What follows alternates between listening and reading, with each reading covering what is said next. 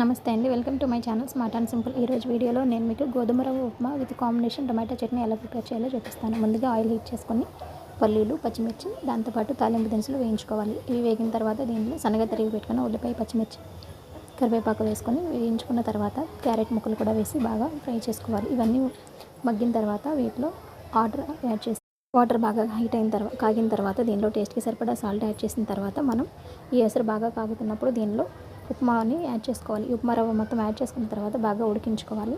So ఉడికిపోయి water మొత్తం కూడా మగ్గిపోయిన తర్వాత ఉప్మా రెడీ అయిపోతుంది. ఇప్పుడు దీనిలో కాంబినేషన్గా టమాటా చట్నీ కోసం కడాయిలో ఆయిల్ హీట్ చేసుకొని 10 నుంచి 12 ఎండుమిర్చిని ఫ్రై చేసుకోవాలి. ఇవి వేగిన తర్వాత సన్నగా తరిగి పెట్టుకున్న ఉల్లిపాయ, టమాటా ముక్కలను కూడా మగ్గనివ్వాలి. దీంతోపాటు కొంచెం చింతపండు యాడ్ చేసుకోవాలి. బాగా మగ్గిన తర్వాత వీటన్నిటిని చల్లారనిచ్చి ఒక మిక్సీలో ఆయిల్ హీట్ చేసుకొని తాలింపు దినుసులు, కరివేపాకు వేసుకొని ఈ మొత్తాన్ని కూడా మనం తాలింపు పెట్టుకోవాలి. ఇప్పుడు upma with tomato chutney combination ready అయిపోతుందండి. చాలా టేస్టీగా ఉంటుంది. మన వీడియో నచ్చినట్లయితే లైక్ చేయండి, షేర్ చేయండి, కామెంట్ చేయండి.